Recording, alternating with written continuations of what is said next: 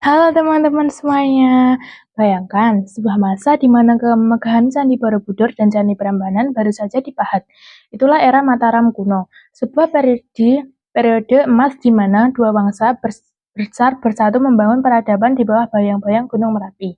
Mari kita bedah bagaimana kerajaan ini berdiri, berjaya, hingga akhirnya memindahkan pusat kekuasaan ke timur. Perkenalkan, nama saya Hanif Nuramawati, absen 18 dari kelas 10A.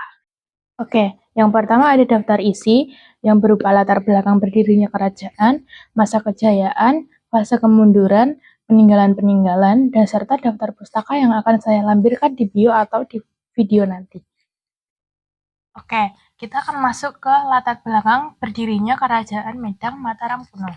Kerajaan Medang atau sering disebut Mataram kuno adalah kerajaan Talakrasi yang berdiri di Jawa Tengah pada abad ke-8. Berpindah ke Jawa Timur pada abad ke-10 yang didirikan oleh Sanjaya. Kerajaan ini diperintah oleh Wangsa Sailendra dan Wangsa Isyana.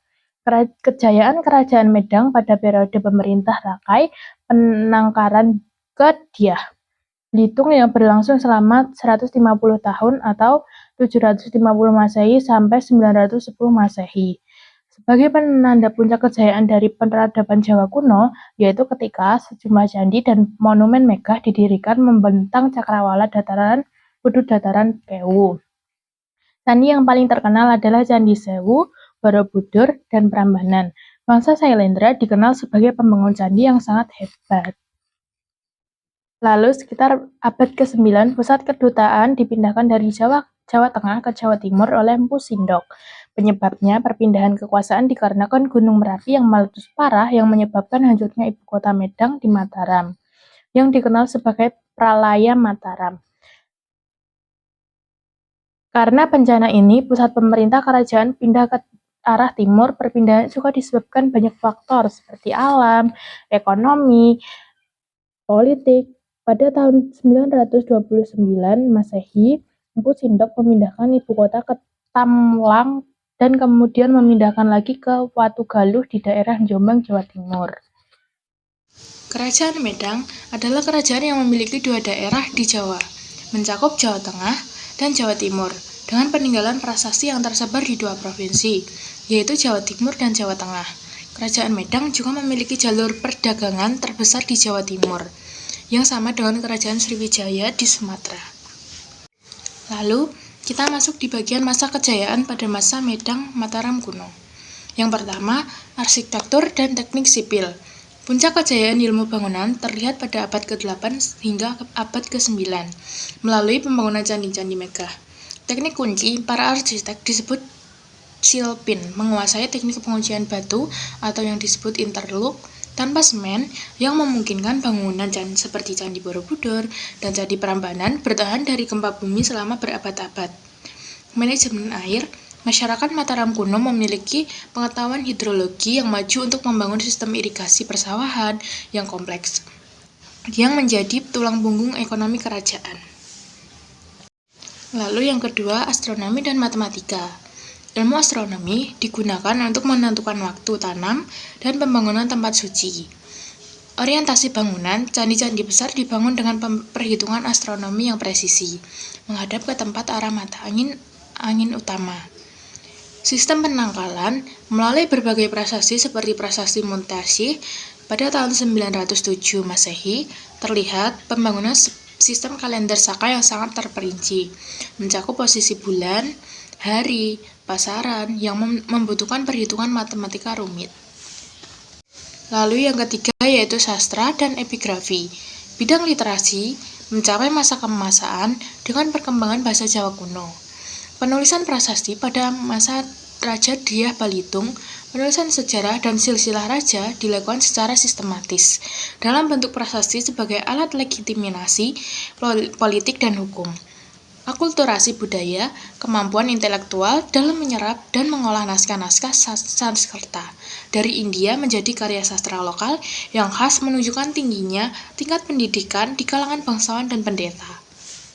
Bidang sosial dan struktur birokrasi.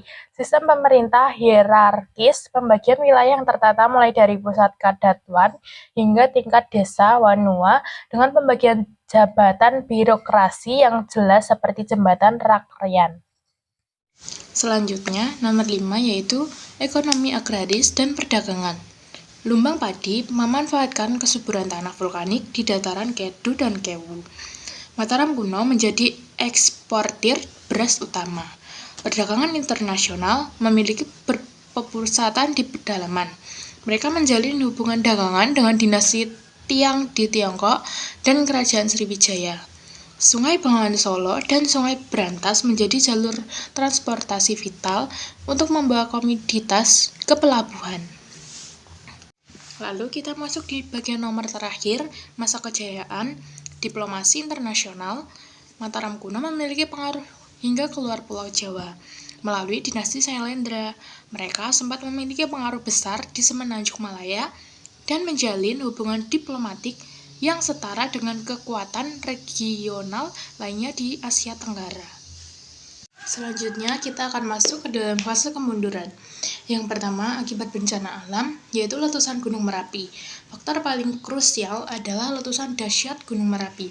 Menurut teori Van Bemelin, letusan ini sangat hebat hingga merusak ibu kota kerajaan dan menutupi candi-candi besar dengan abu vulkanik. Dalam kepercayaan masyarakat Jawa kuno, bencana alam besar dianggap sebagai pertanda bahwa suatu wilayah sudah tidak layak menjadi pusat pemerintahan atau pralaya. Yang kedua yaitu konflik internal dan perebutan kekuasaan.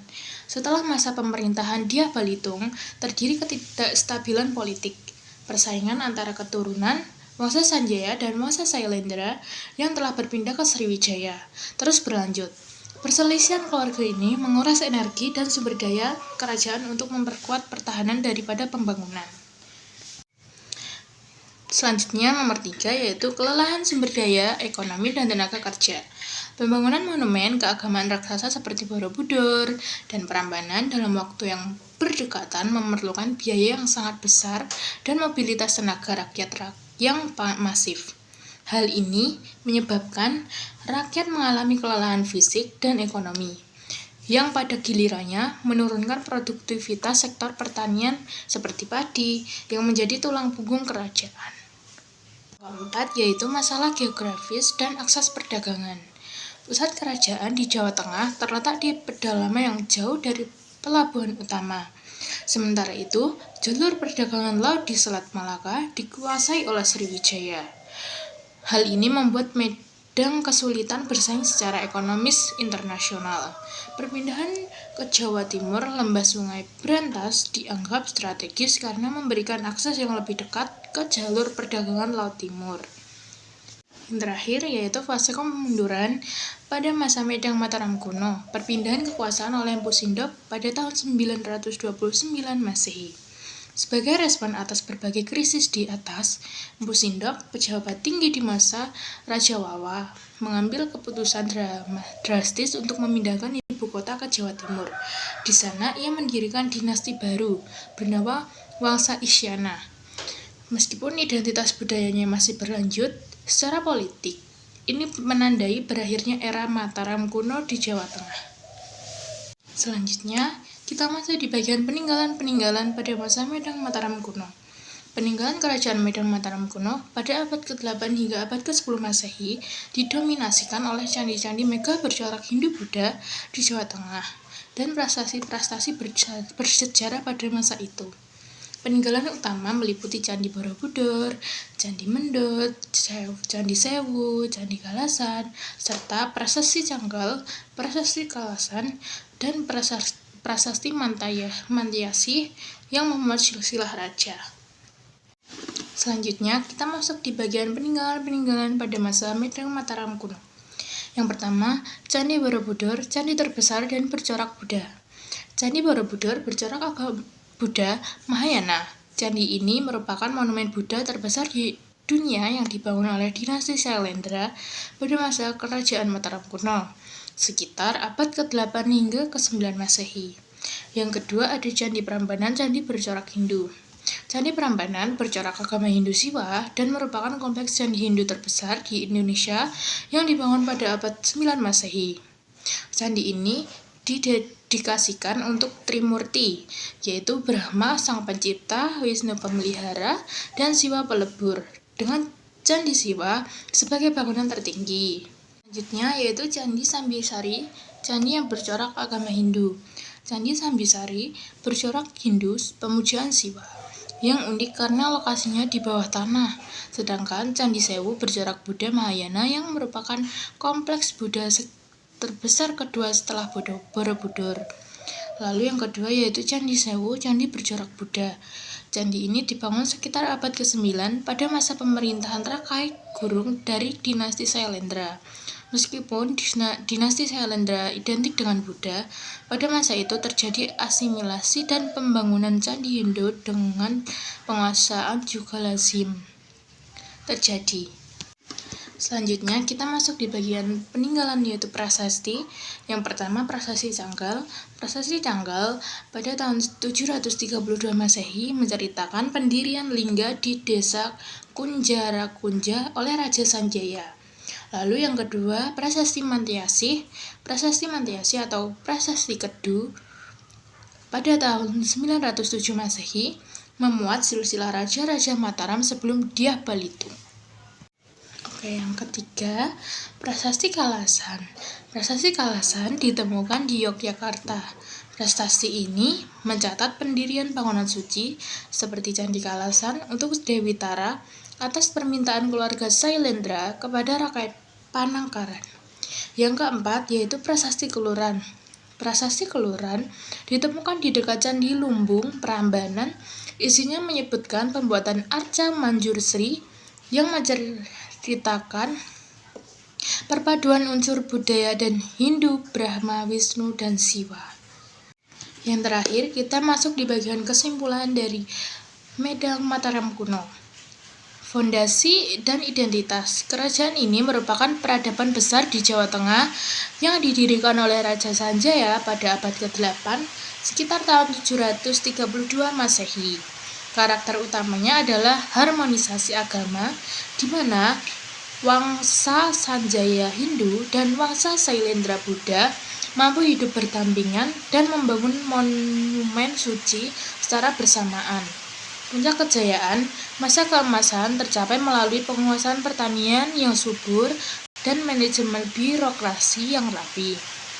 Prasasti Mantyasih pada tahun 907 Masehi menjadi bukti puncak legalitas silsilah raja-raja yang memerintah, menunjukkan struktur kekuasaan yang stabil dan terorganisir.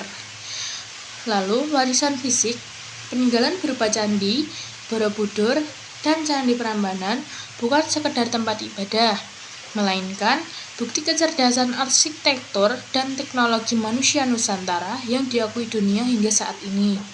Lalu yang terakhir, transformasi akhir, kemunduran di Jawa Tengah tidak berarti kehancuran total, melainkan sebuah migrasi strategis.